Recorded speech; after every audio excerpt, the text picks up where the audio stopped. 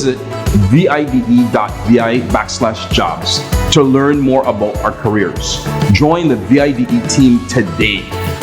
We are here today to update the community on the status of investigations into shooting incidents that occurred over the weekend, with the culmination of a very busy evening for law enforcement last night.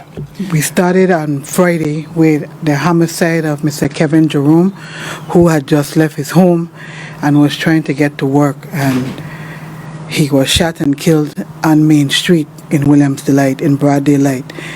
I'm going to echo what the chief has says. We just need as much people as possible who looked through the window and saw what happened to tell us what happened. This young man was quiet, a very humble individual from all accounts that we have received regarding Mr. Jerome. Only vice he had was video games and the ladies, and that's not a reason for him to die. Yesterday now, around 9:30 p.m., the Corino family went home to discover their mother shot dead in her home. Our timeline is around between 4:30.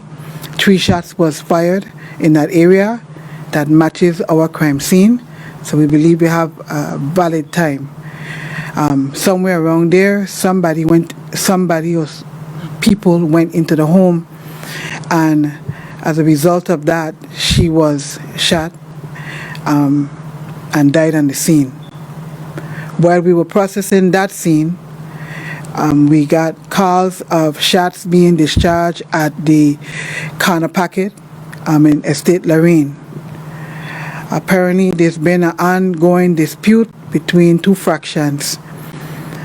One of the young men was isolated.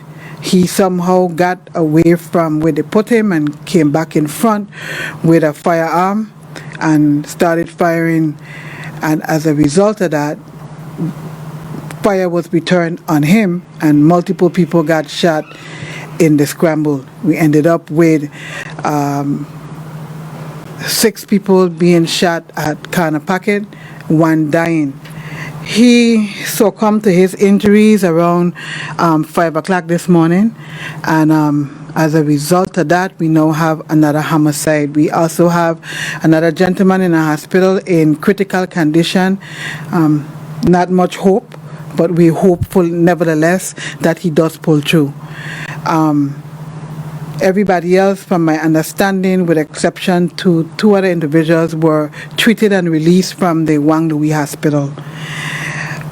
While dealing with that, another call came in for the shot at the Fredericksted vegetable market, the Anheilige market, and upon our arrival there, we met 1 man down on the ground, and there were 3 transported to the hospital.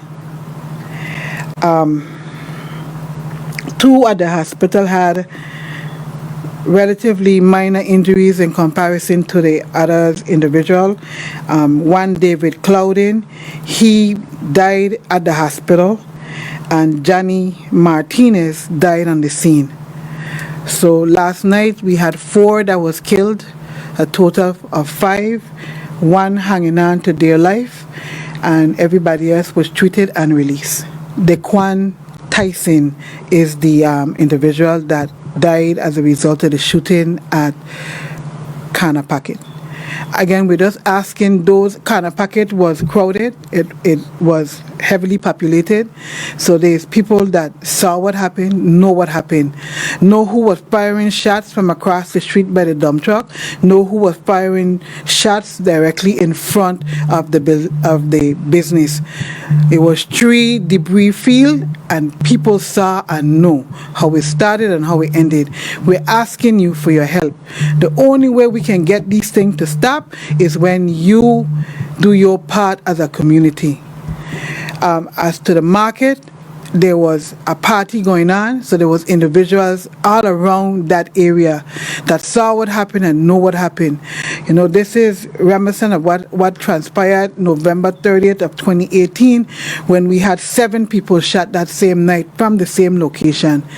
And we're asking again, like we begged back then, for you to please tell us what you know so we can stop these things from happening, so that you can sit down and enjoy company of others outside your doors without fear of anybody shooting you innocently. Thank you. Every opportunity I'm given to address the community, I remind the community that the lives taken from us are not just names. They are not just deceased. They are not just victims that have passed, but rather they are lives that matter. However, today, I don't want to talk about the lives that we have lost. I want to talk about those that are living, those that stood by while triggers were pulled, those that toss and turn in their beds at night because they know who was responsible for last night's heinous acts. I want to talk about those that peer out their windows today, wondering if they are next. I want to talk about those that can say something because they have seen something. Those that have to live with the guilt because they chose not to do the right thing. These same individuals, in many cases, are wiping the tears from the faces of mothers that are grieving. They're putting their arms around fathers that are grieving. The whole time, they know who is responsible for taking the life of that child. For God's sake, for our sake, for your sake, please make the call. In the 12 years that Crime Stoppers has served this community, you have never heard of an anonymous tipster being identified. That's because Crime Stoppers works. They protect those that choose to do the right thing. If you don't make the call because it's the right thing to do, if you don't make the call because you can't sleep at night, if you don't make the call for any other reason, make it for the money.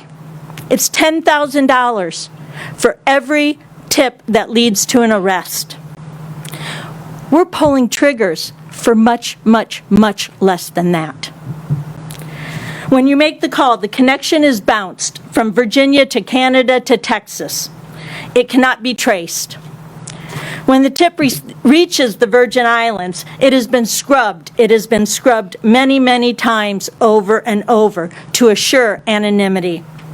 You are protected with the many layers that we have in place at all levels. Again, there are 3 ways to submit a tip to Crime Stoppers.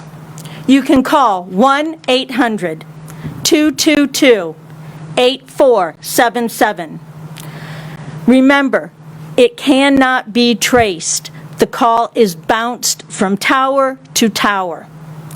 You can also submit a tip online at www.crimestoppersvi.org. That too cannot be traced.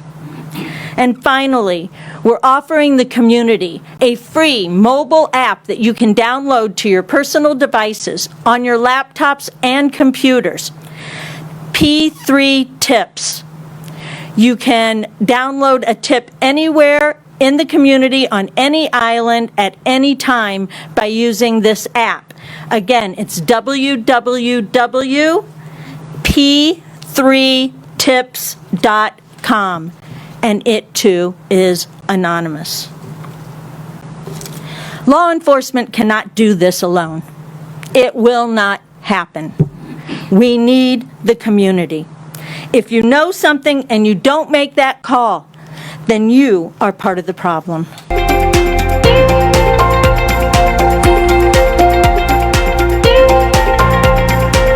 The Virgin Islands Department of Education is hiring. My career as a chef and entrepreneur would not be possible without the incredible public school teachers who saw my potential and pushed me to excel. My career in the Virgin Islands National Guard as an aviator began with great Virgin Islands public school teachers who exposed me to experiences that continue to impact my life today. Public school educators change lives. We're looking for academic teachers, career and technical education teachers, paraprofessionals, and school nurses. Visit vide.vi/jobs to learn more about our careers. Join the VIDE team today.